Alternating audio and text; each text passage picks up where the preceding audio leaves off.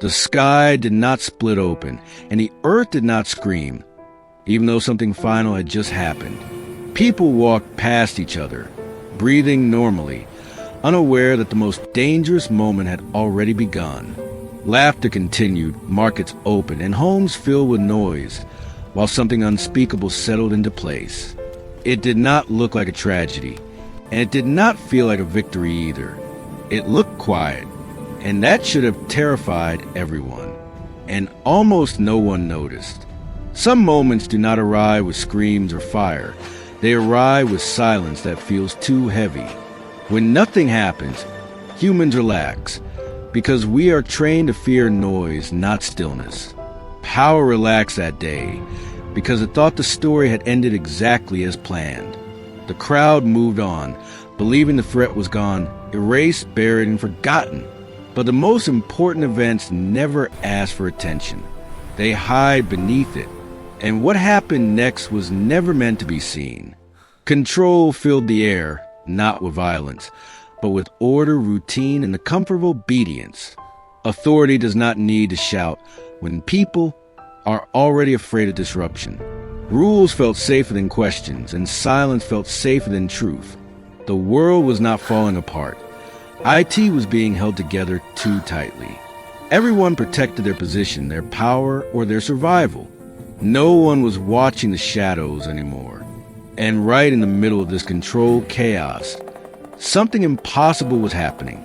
Far from palaces and crowds, far from torches and judgment, a movement began without a sound. No guard stood there. No eyes were waiting. No records were being kept. Power stood tall in public, but meaning moved downward in private, not upward into praise, but downward into something forgotten. It did not look strong. It did not look divine. It looked absent. This moment looked small, but it was not.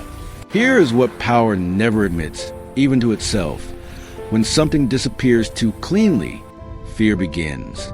Victory is supposed to feel loud, obvious, and satisfying. But this felt quiet, unresolved, and strangely heavy. Empires fear questions more than revolts, and silence creates questions. Nothing was moving, yet nothing felt finished. Something had ended, but it did not stay where endings belong. An uneasiness spread without words, without reasons, without explanations. So why did the world feel uneasy without knowing why? Because some endings are not designed to close a story. They are designed to open something deeper. What looked like defeat was actually a direction, not upward, not forward, but down. Down past power, past control, past human judgment. Down into the place where fear thinks it owns everything. This was not about pain anymore. It was about access. And once that door opened, nothing could return to the way it was before. And this changed the direction of history forever. For 3 days, the surface of the world remained unchanged, as if nothing important was happening. No voices from the sky, no signs, no announcements.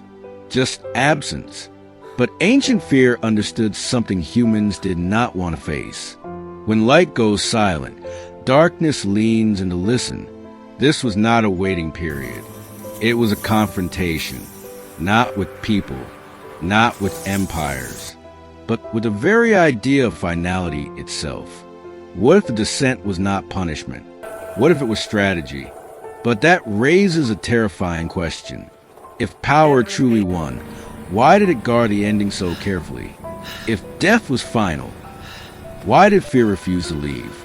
And if something went into the deepest place, where nothing returns from, what exactly came back? Some truths do not arrive with answers. They arrive with echoes that never stop. And maybe that is why the world has never been the same since.